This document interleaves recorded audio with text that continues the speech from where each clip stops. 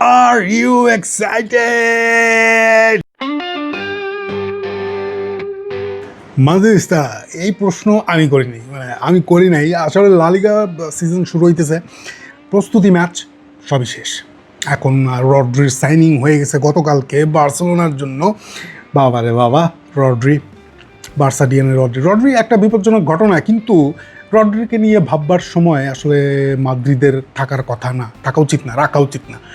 Moreno রদ্রিকে নিয়ে ভাবতেছে না। রদ্রির চ্যাপ্টার আমি অনেক আগে আপনাদেরকে বলছি যে রদ্রির চ্যাপ্টার মাঠ থেকে ঝেড়া ফালা দিতে হবে, ঝাইরা জাস্ট ফালা দিতে হবে। এখন বিষয়টা হচ্ছে মাদ্রিদ কি প্রস্তুত কিনা এবং আপনি কি এক্সাইটেড কিনা, এই প্রশ্নটা আমি করতেছি না, করতেছে মরিনো করতেছে তার ফ্যানদেরকে, তার প্রেসিডেন্টকে, মানে ফ্যানদেরকে মূলত যে আপনি কি এক্সাইটেড কিনা এই সিজনকে নিয়ে। কারণ মরিনো বলতেছে যে আমার প্লেয়াররা তো এক্সাইটেড, এবং নিজেকেও সে প্রশ্ন করতেছে সে নিজে এক্সাইটেড কিনা। এবং সে যদি এটার উত্তর যদি না হয়, মানে আপনি যদি এক্সাইটেড না হন, মরিনো যদি এক্সাইটেড না হয়, রাত্রেবেলা তার মনে হলো যে না আমি এক্সাইটেড না, তাইলে বিপদ আছে। এটা মরিনো বলতেছে যে তাইলে বিপদ আছে।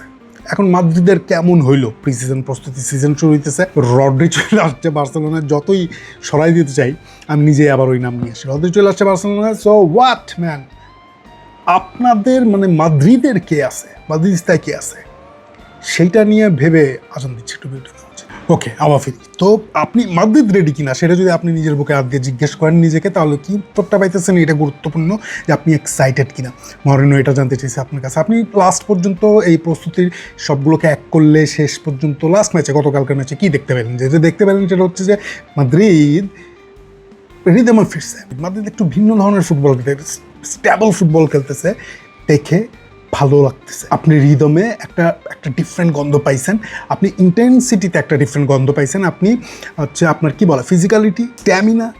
ভিনিজিনিয়াসের কথা বাদে, বেচারা আসছে 4 কেজি ওজন বাড়ায়, ও একটু শেপে ফিরলে ওর কথা আলাদা, ওটা বাদ দেন। কিছু স্পেশাল জায়গা নিয়ে আমরা কথা বলবো। স্পেশাল জায়গা বলতে আমরা আসলে মূলত 2টা জায়গা নিয়ে কথা বলবো।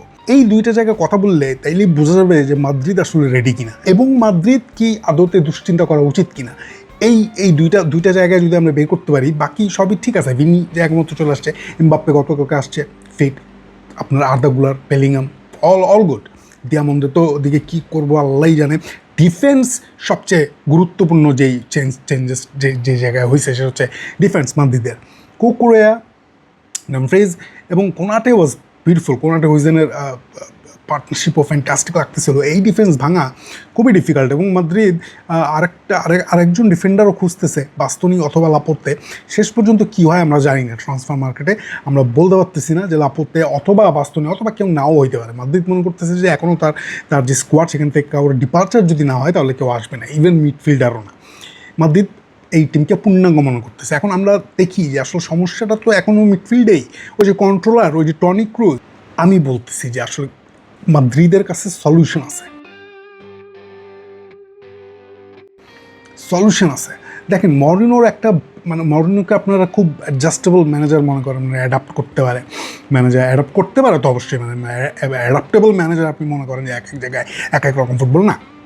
মরিনো কখনোই এক জায়গায় এক রকম ফুটবল খেলেনি। মরিনো যেটা করছে, আপনি ইন্টারে দেখেন, পোর্তো থেকে শুরু, তো পোর্তোতে দেখেন, ইন্টারে দেখেন, আপনি চেলসিতে দেখেন, ম্যানচেস্টার ইউনাইটেডে দেখেন, রিয়াল মাদ্রিদে দেখেন, যেইখানে ইচ্ছে সেইখানে দেখেন ওর ফরমেশন একটাই, ওর 2টা ডাবল পিভট 4-2-3-1 4-2-3-1, এটাই হচ্ছে ওর খেলা।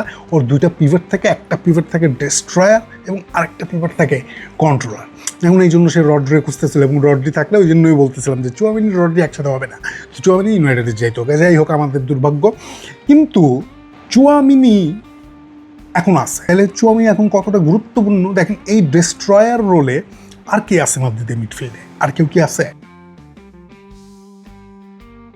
ডেপথ প্রবলেম এইটা, কিন্তু চুয়ামিনি কিন্তু আছে। এখন চুয়ামিনির আপনি যদি হালকা করে নেন, চুয়ামিনি, হ্যাঁ রিয়াল মাদ্রিদ কি চুয়ামিনির সাথে রিনিউ করছে? চুয়ামিনির বয়স কত? রিয়াল মাদ্রিদের মেইন ডেস্ট্রয়ার, সিডিএম রিয়াল মাদ্রিদের।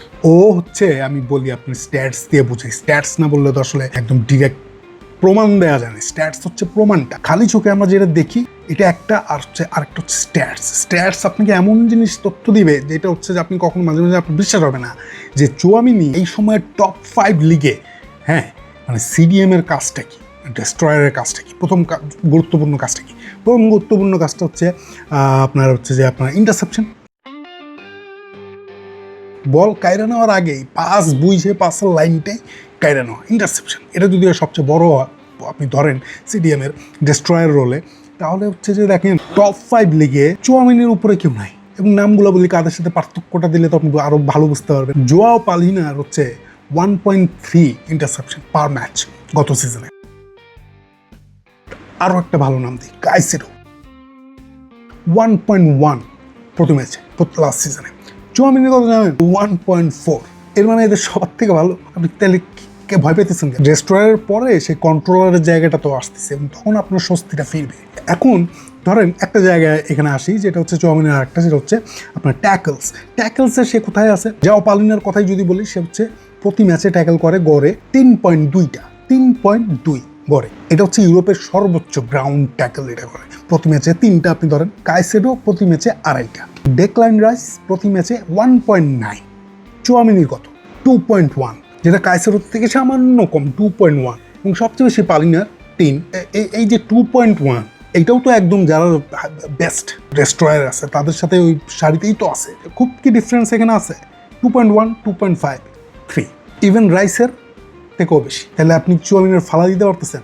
আমি যে বারবার বলতেছি যে জাস্ট চুয়ামিনি যদি ধারাবাহিকভাবে এই কাজটা করতে পারে, তাইলে যেটা হবে যে তার যে কন্ট্রোলার, যেটা যাকে বাছাই করছে মরিনো, তার জন্য রোলটা ইজি হয়ে যাবে যদি চুয়ামিনি তার পারফরমেন্সের ধারাবাহিকতাটা রাখে। গত সিজনও সে যেটা করছে সেইটাই যদি সে আর একটু ডেভেলপড হইতে ধারাবাহিকভাবে করতে পারে, তাইলে হচ্ছে আপনার ওই প্লেয়ারের রোলটা সহজ হয়ে যায়, যে হচ্ছে টনি ক্রুজের জায়গাটা নেবে। টনি ক্রুজের জায়গাটা কে নেবে?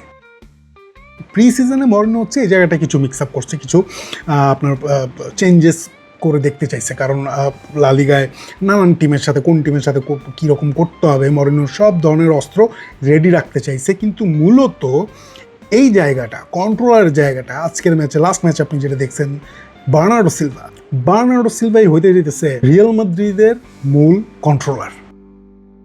বার্নার্ডো সিলভাই রিয়াল মাদ্রিদের মরিনোর মূল ট্রাম্প কার্ডটা এই সিজনে। আপনি এবার ইসের ফর্মুলাতে আসেন, মরিনোর যে ফর্মুলাটা, একজন ডেস্ট্রয়ার, একজন কন্ট্রোলার। ওই যে আপনার খেদিরা আর হচ্ছে আপনার জাবি আলোনসো মরিনো আন্ডারে খেলছে।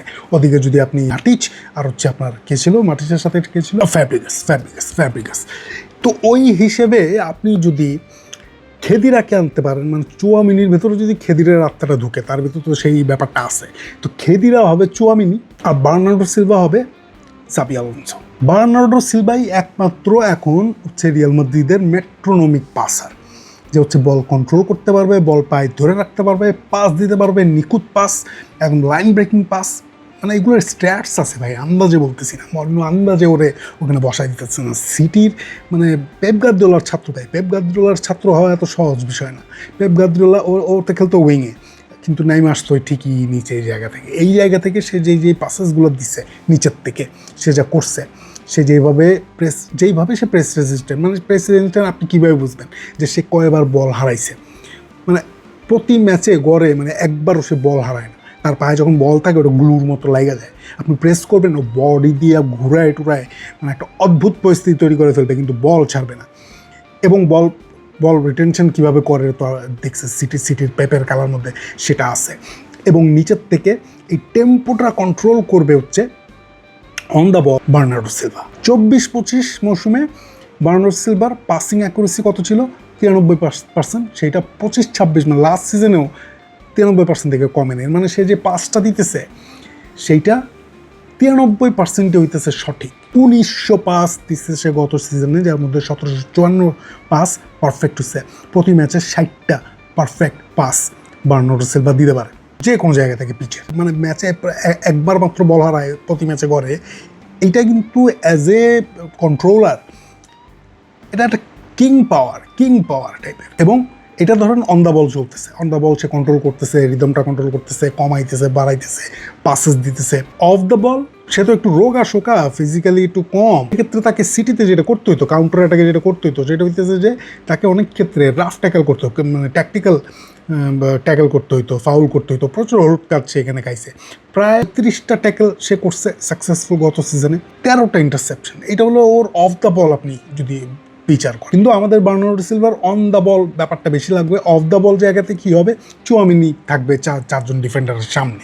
যখন চুয়ামিনি থাকবে তখন বার্নার্ডো সিলভা মানে অফ দ্য বল সে তো উপরে চলে যাবে। যদি কাউন্টার হয় তখন বার্নার্ডো সিলভার কাজটা কি থাকবে, যে লেনটা বাই কাউন্টারটা স্লো করে দাও, মানে কাউন্টারটা যদি সে স্লো করে দিতে পারে, লেনটা যদি আটকে দিতে পারে, পজিশনটা যদি সে ঠিকঠাক করে ধরে ফেলতে পারে, তাহলেই হয়ে গেল, চুয়ামিনির কাজ সহজ হয়ে গেল। এবং চুয়ামিনি তো আর ক্যাজমিরোর মতো বয়সী না, সে তার কাজটা করতে পারবে। মানে আপনি ইসের পাশে, বার্নার্ডো সিলভার পাশে যদি আপনি চুয়ামিনিরে রাখেন, তাইলেই সমাধান। রিয়াল মাদ্রিদ যে সমাধানটা চাইতেছিল, এই সমাধানটা এই দুজনের কাছে আছে, স্ট্যাটস তাই বলতেছে, এবং আমরা খালি চোখেও সেটা দেখছি। So Chuamini will be the most important guy.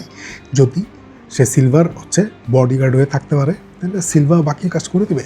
Match control করার জন্য যে ভয় মাদ্রিদের মধ্যে আছে, সেই ভয় আর থাকবে না। Press resistant, tactical vision, positional awareness এবং প্রোগ্রেসিভ ভিশন, এই সব কিছুই বার্নার্ডো সিলভার মধ্যে আছে। খালি চুয়ামিনির হইতে হবে ধারাবাহিক। আরেকটা যেটা আমরা মাদ্রিদের মধ্যে খেয়াল করছি, সেটা হচ্ছে আর্দা গুলারের ইমপ্রুভমেন্ট। এখন একটা জায়গা আছে, আর্দা গুলার কোথায় খেলবে, এই জায়গাটা মরিনোর যে ফর্মেশন, সেখানে আসলে নাম্বার 10 ছাড়া আর্দা গুলার আমরা দেখছি, উইংয়েও আমরা আর্দা গুলারে দেখছি। আর্দা গুলার যেখানে সবচেয়ে ভালো, বেলিংহামও ঠিক সেই জায়গায় সবচেয়ে ভালো, নাম্বার 10। তো নাম্বার 10-এ আমরা কোনো ভেজাল না করে বেলিংহাম এবং আর্দা গুলার মধ্যে রোটেশনটা করাই দিলেই কাহিনী খতম। প্রচুর ম্যাচ রোটেশনের দরকার আছে, এবং কোনো সময় আমরা আর্দা গুলারে বার্নার্ডো সিলভার জায়গাও দেখতে পারি। সো আমার হিসাবে তো রিয়াল মাদ্রিদের ডেস্ট্রয়ার এবং কন্ট্রোলার দুজনই আছে। So not to worry, let's go Madrid, লা লিগা ইজ অন।